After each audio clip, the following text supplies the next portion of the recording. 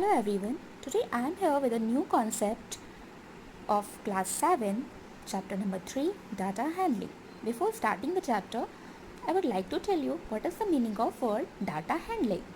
Data is simply, children, any numerical representation of anything, just like I am telling the score of any particular player, or marks obtained by some students in a class test, temperature of different cities on a particular day. All these things, in which to represent these things we need numbers.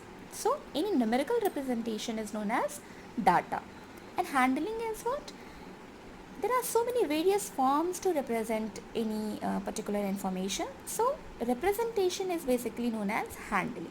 So what data handling means, simply you can say that the representation of any numerical information is known as data handling. Okay. So first of all in the chapter, first see, I would like to tell you one example to show what is data handling. So first of all, if you are representing any data which is in the form of numbers, okay, suppose I am writing marks obtained by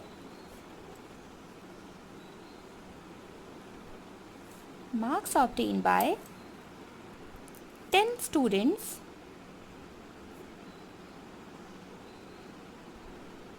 are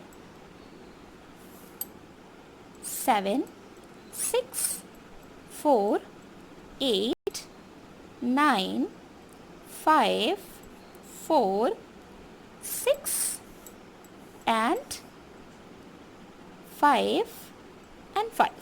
Let's count 1, 2, 3, 4, 5 and these are also 5. So these are the marks obtained by 10 students, suppose. Okay. So if the first type of question comes in this chapter is to represent any particular data in frequency distribution table.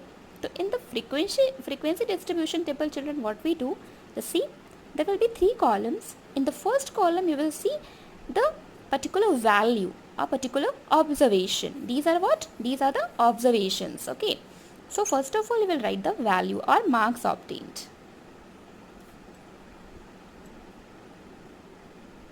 Second will be telemarks. What are these? These are the another form to represent the value, which is telemarks. And the last thing is frequency. Okay. I will tell you separately what are all these things here. What are the meaning of all these things here? First, marks obtained. So first of all we will write in the ascending order all the given marks. So what is the least value here? The least marks obtained is 4 here. So 4, then 5, then 6, then 7, then 8 and 9.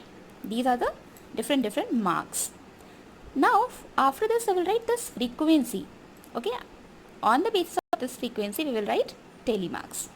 So what is frequency? Let's see. Frequency is what? The occurrence of any particular number in the data. Okay. So occurrence means how many times a particular number is given in the data. So let's see how many times 4 is here in the data.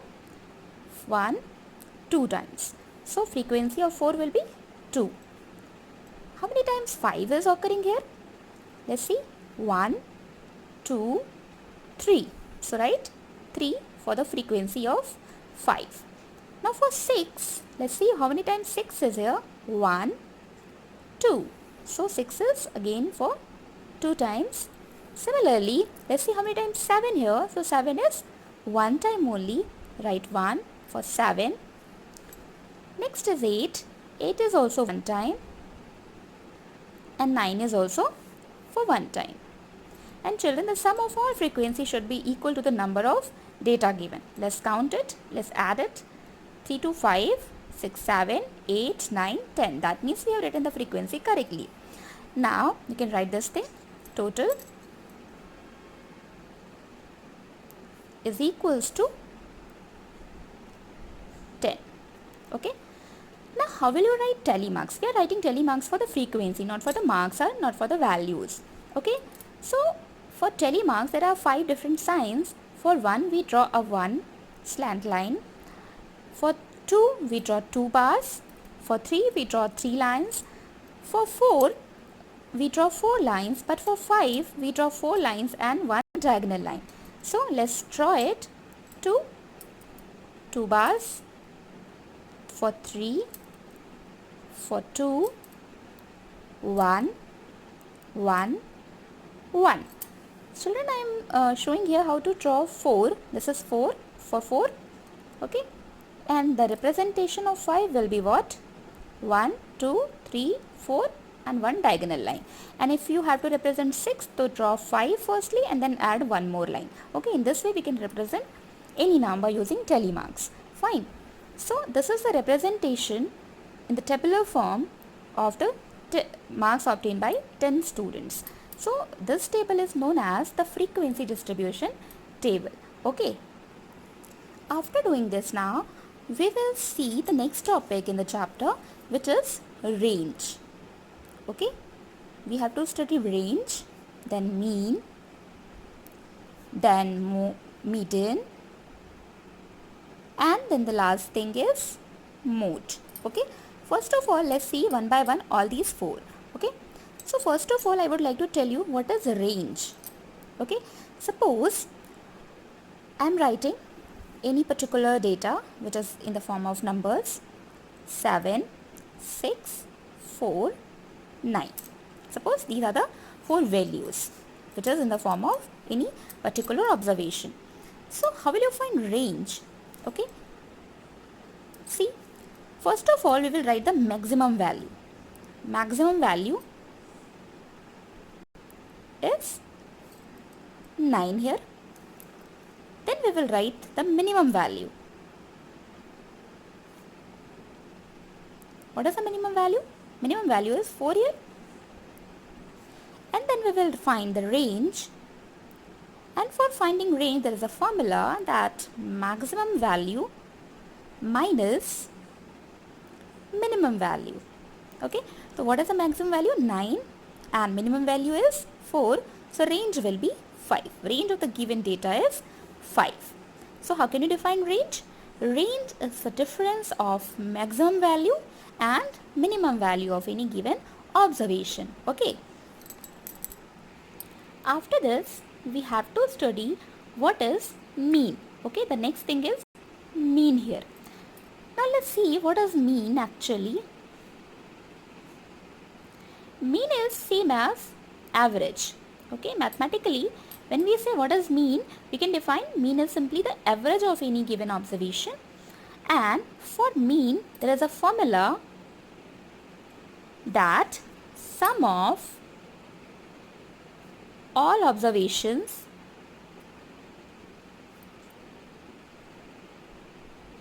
upon number of observations.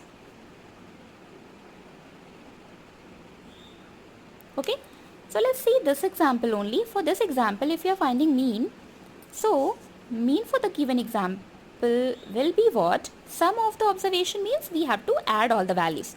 So plus 7 plus 6 plus 4 plus 9. And upon, what is the denominator here? Number of observation. Number of observation means how many numbers are there in the given data, given observation. 1, 2, 3, 4. So we will divide by 4. Now let's add it. Now this will be 26 upon 4. If you wish, you can simplify it. This will be 13 and 2. I have divided by 2 and this is 13 by 2. You can further write in the form of mixed fraction or in the form of decimal. 2 6 are 12 and 2 5s are 10. So mean of the given observation is 6.5. Okay. So this is how we find the mean of any given data.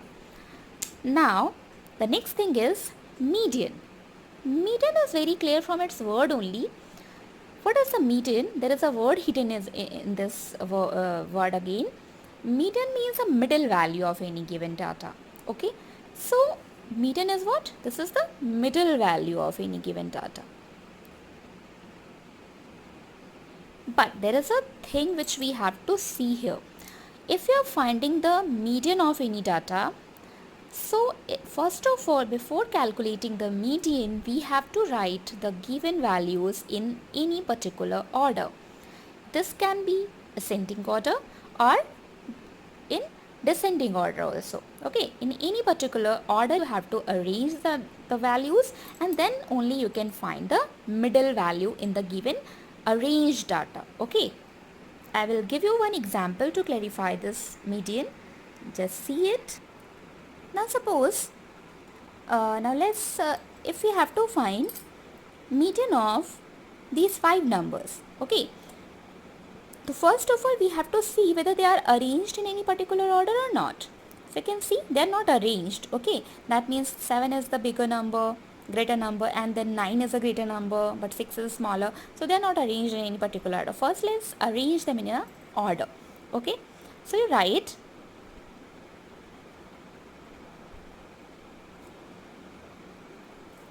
array data. Array data is what? Arranged data. If you are arranging any particular value in ascending or in descending order, then this is known as array data. So let's write it, the given values in ascending order. Smallest value is 3, then 6, then 7, then 9, and then 10. Now, whatever is the middle value, this will be known as median of this. So, median you can simply calculate now. If you are taking 2 numbers from left side and 2 numbers out from right side, what is the middle value? It is clearly 7. Okay, so median is 7 here. And if you have a large number of data, that means there are 100 numbers or 50 numbers or more than the fixed values. If you are calculating the median of any larger data, then there is a formula. If there are n observations where n is what? N is odd value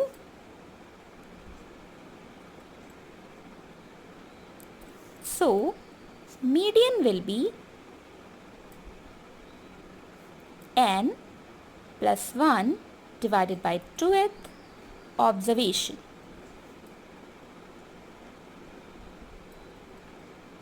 Okay, so let's check for this example. Let's verify this formula for this example. How many observations are here? 1, 2, 3, 4, 5. So what is the value of n? This is 5 plus 1 upon 2th value. So this will be 5 plus 1, 6 by 2. That means third value. Third value from where? From any side. Because this is a middle value. Middle means from any side this will come same. Okay, so if we are counting third value from the left side, let's see, 1, 2, 3. So 7 is your answer. If you are counting from the right side, then what will be the third value? Let's see, 1, 2, 3. This is again 7. That means this third is not answer. Third value is your answer. That means median of the data is 7. Okay. So if the values are very less, which you can count on your fingers, so you need not to use this formula. This formula is useful only when there are large number of values given in the observation. Okay, so you will use this. Okay, but you will have a doubt. What if there is even number of the observations? This is not in your syllabus. You will study this in your higher class. Okay. Now there is one more thing, which is mode. The next topic which we are going to study is mode. Mode is what? Mostly occurred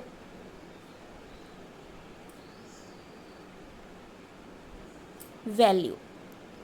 Okay, this is what? Most frequently occurred, yeah, mostly occurred value. Mostly occurred means the number which is coming for many times, maximum number of time in the given observation. That is known as mode. For example, if I am giving 7, 6, 7, 4, 7, 5, 7, 9. So you can see how many numbers are here? 4, 5, 6, 7 and 9. Let's write frequencies of these given data. 4 is 1 time, 5 is 1 time, 6 is 1 time, but 7 is 1, 2, 3, 4 times, and 9 is 1 time. So clearly, what is the mode? This 7, number 7 is the mode of the data. That means a number which is coming for the maximum number of time in the observation. This is known as mode, okay, which is mostly occurred value in the given observation. Now students, in the next topic, we are going to study bar graph. Bar graph is what? It is a graphical representation of any given observation which is in the form of numbers. Okay, so first of all, let's see how do we represent any particular information on the bar graph. Okay, so let's take one example for this. Suppose I am writing the marks obtained by a student in 4 subjects. Okay, so let's marks are here and these are subjects. Suppose this is 7, 6, 8 and 9. 7 is the marks obtained in Hindi, 6 is the marks obtained in English, 8 is the marks obtained in maths, and this is of science. So let's see how to represent these values, these information in the on the bar graph. So first of all, on a given graph paper or on a simple paper, you will draw two axes. The horizontal line is known as x-axis. This is the negative direction. We will not use this negative direction. And this vertical line is y-axis. This is the positive direction. This is negative direction, and there is no need of, and the negative direction is not useful here. And this intersection is 0. Fine. Sometimes it is not 0 always. Fine. So let's see how to represent values. We can draw bar graph horizontally also in this form or vertically also. If you are taking the numbers on the y-axis, then our graph will be vertical. Okay, but if you are taking the values, numbers on the x-axis, then our graph will be horizontal in this form. Fine. So here we are going to draw vertical bar graph. You can draw in any way. They both are correct. See, first mark is 7 and the highest is 9. So we will take numbers up to 10. Okay. So write 1, 2, 3, 4, 5, 6, 7, 8, 9. There is no space, so you can take one extra also, otherwise leave it. Now, see how many subjects are here? 4 subjects. So for one subject, first subject we are going to represent by bar graph. So bar means the rectangular bars we have to draw. Fine. So we will give height up to 7 here. So first of all, we will draw for Hindi. This is for Hindi. Now leave some space and draw for English. This will be of English. This is of English. Next, 8 is of maths. Leave the equal space. And this is of maths. And the last is 9. 9 is for science. This is for science. Fine. So this is how we represent any particular data on the bar graph. Now children, I would like to add one more information in this graph. Suppose these are the marks obtained in UT 1. Okay. And if we are representing the marks obtained by these two, by that same student in the second UT, and which is 6, 7, 7 and 8 for the same subjects. Okay. So how to represent? Somebody can answer. We will simply draw the next bar graph to represent it. Okay. By another bar graph we will represent it simply. But no. Since there is one information same, that means subjects are common in both values. So we will not require to make another bar graph to represent this. We will use what? We will use the concept of double bar graph. Double bar graph means when any particular thing is common for two given observations, then we don't draw two different bars or two different graphs. We only use this double bar graph because on the same graph we can represent two informations. Okay, see how. Now for second duty, the marks obtained for Hindi is 6. So this is the bar graph of Hindi. So adjoining this bar, we will draw one more bar. Okay, this is for Hindi. Now these two bars are for Hindi. For English, this is 7. So give some height and draw another bar graph adjoining to English.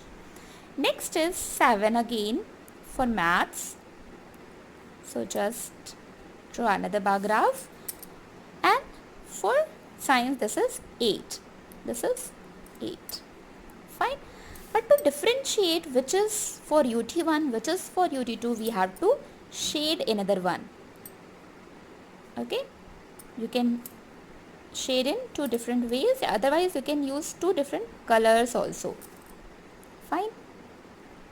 So this will show that unshaded portion is for UT1. This is for UT1, and the shaded portion, shaded bar is for UT2. Okay, so this is how we represent any particular information using double bar graph. Students, in this chapter, the last topic is probability. So before studying probability, let's see what is the use of a probability. Suppose we are estimating the temperature of any certain place so that we can plan anything. Okay, and suppose we are estimating that which team will win so that we can plan to practice. Okay, so all these things which are useful in our day-to-day life, which are related to the concept of probability. This is actually the chance of happening anything. That means suppose I'm saying it can rain today. Okay, that means the sky is cloudy. So sometimes you see now that sky is cloudy, ma'am, sky is cloudy today. So it may rain. Okay, that means you are guessing that it may rain today. Okay. So all these things which we can guess on any particular observation or any particular theories. So all these things on which basis we can find the chance of happening anything. This is known as probability. To find probability mathematically, we have a formula which is what? Number of favorable outcomes upon total outcomes. So you may ask, what are outcomes, ma'am? Okay, I will tell you. I will give you some examples to clarify it. Suppose I am taking the example of coin. You know there are two sides on a coin.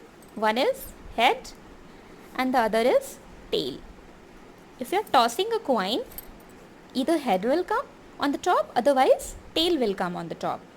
So there are equal chances. This is not sure that if we are tossing the coin, so head may come or tail may come on a particular chance. This is not sure. Okay, so happening of any of the two is equal. So outcomes are what? The things which can be the result, which we can get as a result. These are outcomes. All possible outcomes are what? Two outcomes are here. Number of total outcomes are here what? Two total outcomes can be there. One is head, another is tail. So these are outcomes. Okay.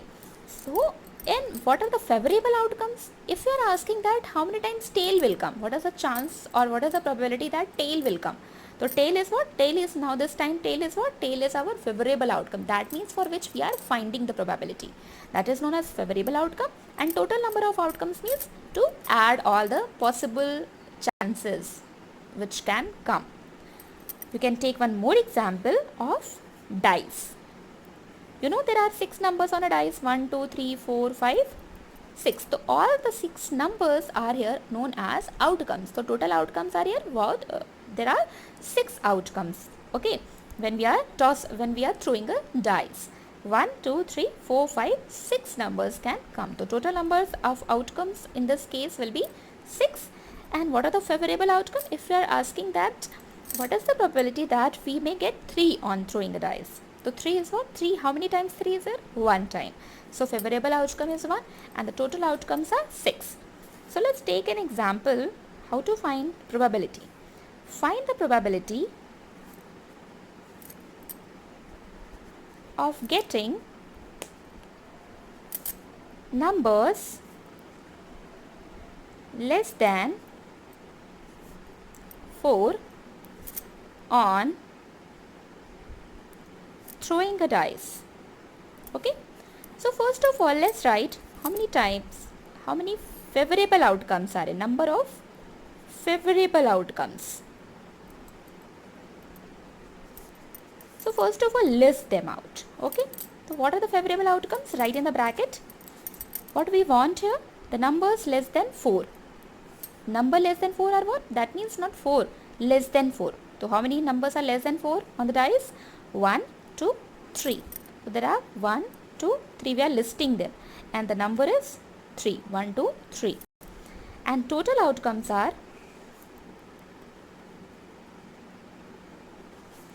6. 1, 2, 3, 4, 5, 6. These are 6 outcomes.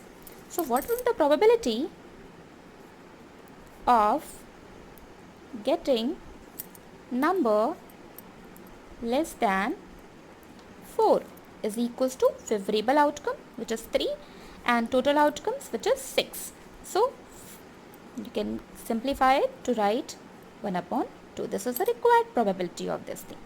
So that's all for this chapter. This was the last topic in the chapter and all these topics which was on this basis you will have some questions which are very interesting, and if these concepts are clear you can be able to solve the questions easily. Have a good day.